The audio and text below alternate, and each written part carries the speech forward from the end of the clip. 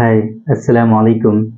I'm Dr. Nizamuddin Qasmi. As you know, I'm a sexual disorders and infertility specialist working here at Saira Healthcare and Hijama Center, Barabanki Uttar Pradesh.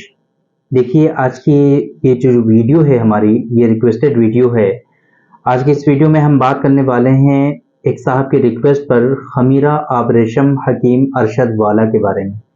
आज की इस video में हम बात करेंगे कि खमीरा आबरेशम हकीम अरशद वाला ये जो मेडिसिन है बेसिकली ये क्या है, किस पैथी से बिलोंग करती है, ये इसके क्या खास बेनिफिट्स हैं, किन किन डिजीज और बीमारियों में आप इसका इस्तेमाल कर सकते हैं। खास तौर से ये जो खमीरा है इसकी फॉर्मुलेशन कैसे होती है ना, इसकी फॉर्मुलेशन क्या है, कैसे ये प्रिपरेशन इसकी कैसे होती है।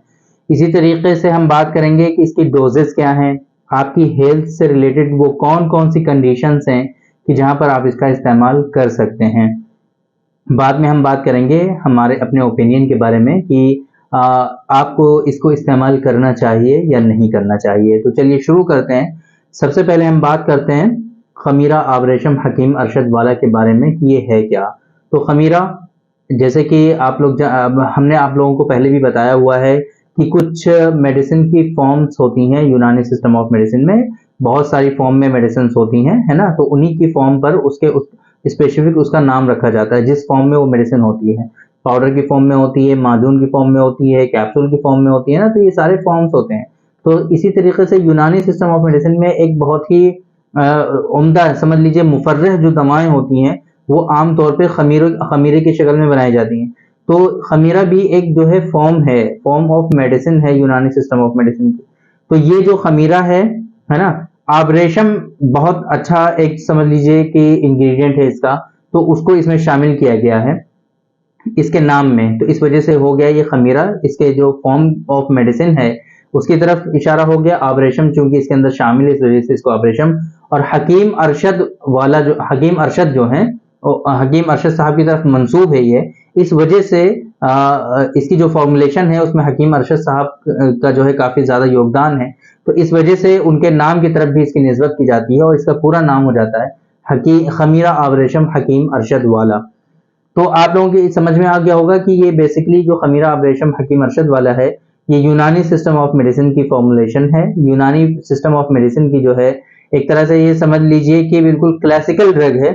आपको ये जो खमीरा आबरेशम हकीम अरशद वाला है कई सारी कंपनीज का मिल जाएगा, जो फार्मास्यूटिकल कंपनीज होती हैं यूनानी सिस्टम ऑफ मेडिसिन की, इजिली मार्केट में आपको ये मिल जाएगा। तो ये आपकी समझ में आ गया कि खमीरा आबरेशम हकीम अरशद वाला है क्या।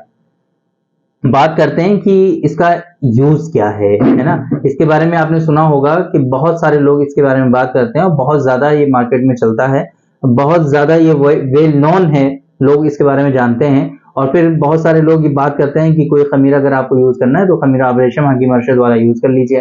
तो इसका क्या मकसद है, क्यों ये कहते हैं, है ना, क्यों इतना ज्यादा ये इंपॉर्टेंट है।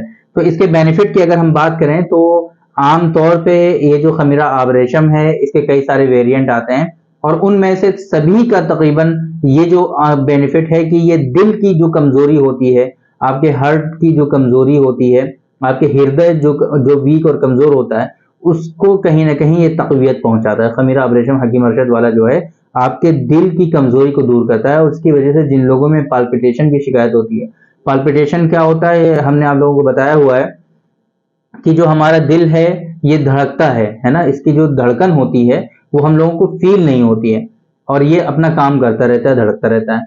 लेकिन कुछ कंडीशन में क्या होता है कि ये जो दिल का धड़कना है ये हमको फील होने लगता है, ये हमको महसूस होने लगता है और जिसकी वजह से फिर क्या होता है कि हमारा जो डेली रूटीन है वो डिस्टर्ब होने लगता है, इतना ज्यादा धड़कने लगता है ना। सारी तवज्जो जो है हमारी वो इसी की तरफ मरकूज हो जाती है कि इतनी तेजी के साथ ये क्यों धड़क रहा है ना।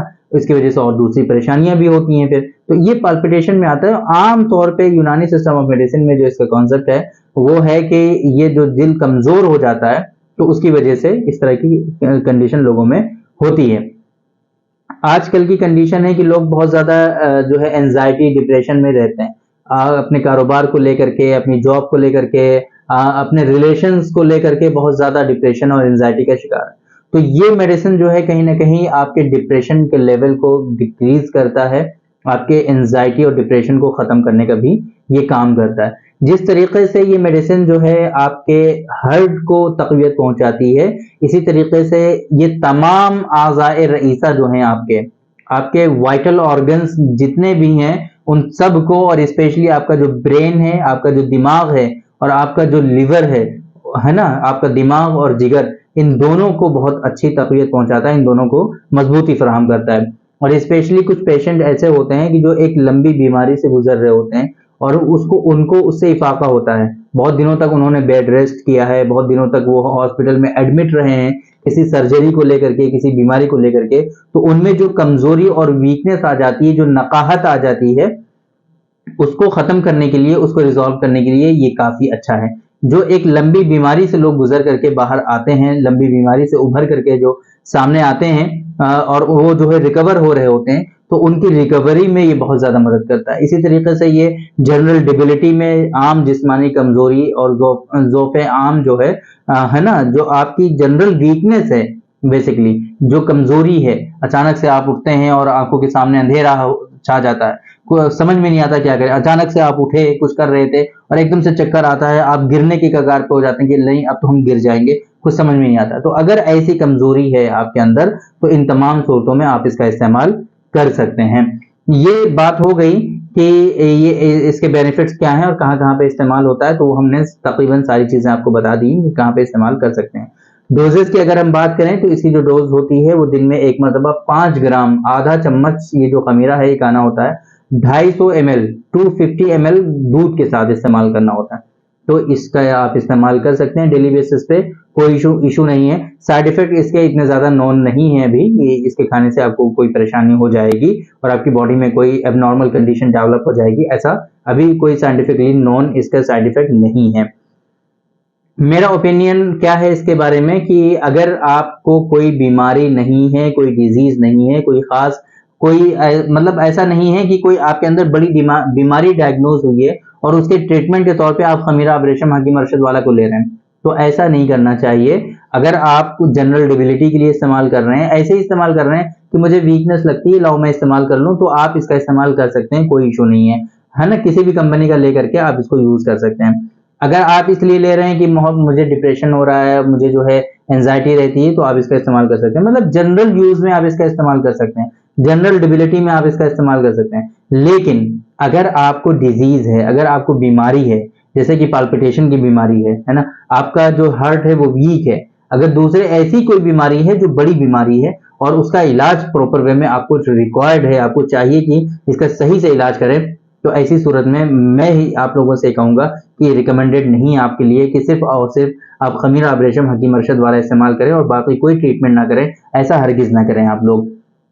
अगर आपको कोई मेजर प्रॉब्लम है, मेजर डिजीज है, तो प्रॉपर वे में आप जो यूनानी के डॉक्टर्स हैं, अगर यूनानी में उसका अच्छा ट्रीटमेंट अवेलेबल है, तो आप यूनानी के डॉक्टर्स से कंसल्ट करिए, उनसे मशवरा करिए, उनसे ट्रीटमेंट के बारे में पूछिए, डिस्कस करिए, वो लोग आपको जो मेडिसिन एडवाइस करेंगे आप वो प्रॉपर वे में लीजिए, तो इंशाल्लाह आपको अच्छे रिजल्ट्स उसके देखने को मिलेंगे और ये डिजीजेस जो हैं आपकी, ये क्योर हो जाएंगी, ये खत्म हो जाएंगी।